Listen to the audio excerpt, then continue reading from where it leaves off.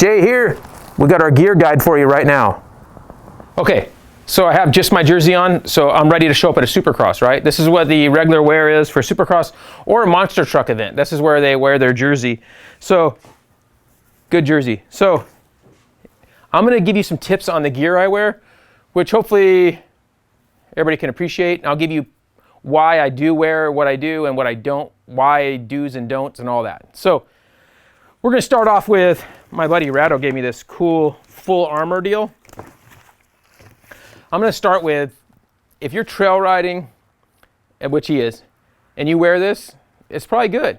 The problem is, I've been riding for over 30 years, and I'm gonna talk about this in other products. If you're not used to wearing something and it's gonna make you uncomfortable, you're more likely to crash or not ride well.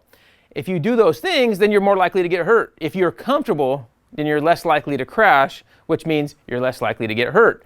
So, I probably won't be wearing this. My buddy Donnie, who's actually behind the camera right now, he wears one just like this, similar. It has the whole belt when he's supermoto riding, because when you do go down on the asphalt or very hard dirt, you want some full protection when you hit the ground. So I think it does have a good home for it, and there's a few different brands. This one's just online, pretty inexpensive online, so that gives you an idea. The next thing we're going to talk about is neck braces. There's a lot of people that believe in neck braces. I actually wore them for a few years, and then I stopped. And I didn't stop because a lot of the pros stopped wearing them. That wasn't why I stopped.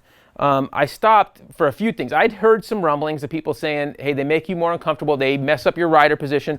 Rhino was one that talked a lot about how it messes up your rider position. I was out at the track one week, and I did have a chest protector on, which when I wear a chest protector, when I'm riding by myself on the track or there's not many people, I usually don't wear one. They make me uncomfortable. I don't like them. But if I'm racing, which isn't that often, but when I am racing or it's a crowded track day, I wear one. Don't wear the shoulder pads. They bug me. Just a front and rear. And I've got holes in here because it's really hot in the summer. So something like this is all I'll wear. Just something lightweight, simple deal is what I like. So had that chest protector on with neck brace. Got out of shape on a jump. Crossbar actually hit the bottom of the chest protector right above my fat roll. Hit it and then put this thing into my neck so hard I thought I was going to break my larynx or whatever's in here. What'd that be called? Yeah, something like that. It felt like I was going to die. Like it hurt so bad. That was one of the things that triggered it. And as I stopped wearing it, I did feel like I was more comfortable on the bike. Now, if I was to ever get hurt and break my neck, and would I always question, hey, I own two of them. Should I have worn them? I'm going to probably feel like, yeah. Anyway, if you're a big-chested guy, email me. I'll say a good deal on these. Anyway, I don't wear them. We wear fly helmets, or lately I got this Alpine Star one. This is their new SM10. Thing is awesome. The only thing I don't like about it is the visor's not adjustable. So when we're trail riding, sometimes I run the visor full down, and I call it goon style. I'll pull it down in front of, if the sun's in my eyes, I can pull it down. This one, you can't move it. But the helmet is extremely comfortable, extremely light, and they're dedicated shell sizes for each size. I have a large head. Another thought on that, just so you know, no pro riders I've ever found wear a large helmet. And I think that's because they all have small brains. Because to go fast, you have to have a small brain, right? Don't you think? Okay, you wear a medium? All right, so. I wear a medium. All right, well, large helmet, and they have dedicated sizes, so you're not sharing with a large and an XL in the same shell. It's a dedicated shell size. I really like that helmet. Goggles, X brand. The guy that runs this and his dad were part of Smith for years. So these guys know goggles, love them. Tear-offs, oh, this one's tapped out. So roll-offs, I just love roll-offs for when it's raining. Zip-offs. Oh, zip-offs. Zip-offs. Great. They have tear-offs for the regular lenses, a lot of different lenses and looks. Cool stuff. Really love those. On gloves, I like minimal gloves. Now, when guys say minimal, these Deft, there's tons of different brands. I'm not going to say one's better than the other. But this Deft is one I really like a lot. Nate Adams is a freestyle guy that's kind of got this deal going. There's no seams or anything, nothing in here to get you blisters. I find the less glove, I used to wear thicker gloves, I find the less is more in this case. And I do like ones like this with very little to nothing in, to rub and to wear out. So that gives you a little idea there. Then the next thing would be socks. So we wear these are fly socks. These are worn out and old and stinky. I haven't washed these yet. Sometimes I just wash my gear just by laying it out and letting the sun hit it. So they get 2 or 3 rides on them, which is really gross. But sometimes I do that. So, because I don't always have time to wash. Boots. Now, Alpine Star boots are probably the best. They're also probably the most expensive boots out there, but I think they're some of the best boots. The Tech 10 is kind of becoming the standard. I ran Tech 8s for years. I've had a little problem with one of my foot with a cyst, and now I have to wear a Tech 10 because the Tech 8 was actually rubbing on it in a spot that bugged it a little bit more.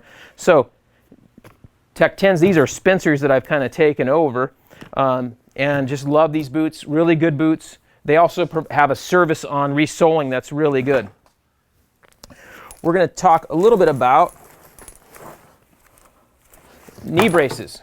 Now, where's our other, hold on, I'll be right back.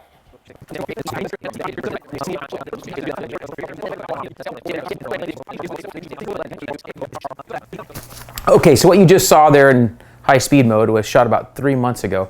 And I've kind of changed, I'm man enough to admit when I make a different opinion of something.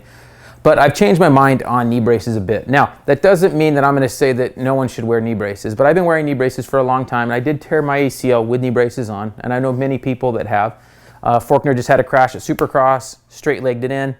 And right around that same time frame, Ryan Hughes was on Whiskey Throttle Show, big fan of, and he brought up some good points about knee braces. And there's a lot of people that are used to, it's just the way we do it. We're kind of, I don't want to say brainwashed, but that's what everybody does. All the pros wear knee braces, and because they're supposed to, right? So after not wearing knee braces now for 2 months, both trail riding and track riding, I'm pretty happy. And I do feel like a lot of what Rhino says is that you're a lot more at one with the bike, let's say, but also you're able to feel a lot more comfortable on the bike. I think you're in a better rider position, and you're not as braced up, obviously, because you don't have braces on. So you're in a good position there. My friend Donnie Ping, who tore 3 ACLs over his career, all with knee braces on, all have kind of switched and are now just wearing knee cups. And there's a few different ones, like you saw the Fly one, got just a short one here. I'm seeming to like the taller ones. There's an old EVS one, something like this. Knee cup. It obviously not the same thing as a brace. It's just protecting your kneecap and that's it, but you're way more connected to the side of the bike. So if you're going to go with knee braces, I feel like the Mobius is a really good low cost or entry level knee brace. And then the CTI, or now Osher is the one that owns those, is a great custom brace. And a lot of guys can get those on prescription. Now the downside to wearing knee braces is you're much stiffer in here, all braced up, a lot more weight on your leg. So things can happen. So I'm still on the fence. I'm not going to say one is better than the other than I'm going to say that I'm going to probably stick without wearing knee braces right now and stick with knee cups. I guess someday if I tear my knee up, I'll probably end up putting braces back on, right? But anyway, that's a quick thought on that. So knee cups right now in the gear bag. Get back to checking out the rest of the gear bag. I keep extra socks, underwear, all that stuff in my bag. I don't like going home with wet underwear after riding. Jersey, pants. One of the common problems with pants is hot pipes. Get alongside a bike, and you're holding it on the trail or whatever, that sucks. But that's what happens. So don't lean against hot pipes. That's 4-strokes really that mess you up. Oh, out of my bag. So this is what I've stopped wearing this for just recently. This is for my right foot. I have a bad Achilles. People will laugh. But I actually tape my foot in here. CTI made this for me years ago. Tape my foot in here, take the booty out of the boot, put it in here on my right foot, and my foot doesn't bend. So pretty incredible. But luckily, I'm getting a little better to where I've stopped wearing it. I've stopped a few rides now and not wearing it. Now, in my bag, this is how I'll usually keep my goggles. I have a goggle bin, but I'll keep them in a Ziploc, all ready to go. That's a good way to keep your goggles good and clean. Always keep my helmet in a bag, usually with the goggles and gloves in it so they're organized. my bag will have a lot of extra stuff in there. A vest. I'm not sure if you've ever seen, but I like vests a lot because if you keep your core warm, let's say it's a fairly, you guys don't laugh at me for saying it's cold in California, but these jerseys are, a lot of times have holes vented. But if you keep this warm, keep your nips warm, you're usually good, right? So a vest is really cool. And it doesn't have to be some high-dollar moto vest. I got this online for 20 bucks or something, So really cool vest, and you can try different ones. Okay, the other thing I wear a lot are hydration packs. This is a Fly one. This is a big one. I like this one for when I need to take a bunch of stuff, and the water container is very big. This one's been pretty good. I'm pretty happy with this one, and I have a few supplies in here. I'm not going to go over everything I keep in here, but I do keep a toe strap and a few tools we keep in here, all that kind of stuff. So also for smaller stuff, we keep smaller bags, and we just buy these like at Big Five or some sporting goods store. We just go buy them. You can buy name brand stuff. I'm not going to say the brand because some of those support shutting down our riding lands, some of those companies, so do your research on that. And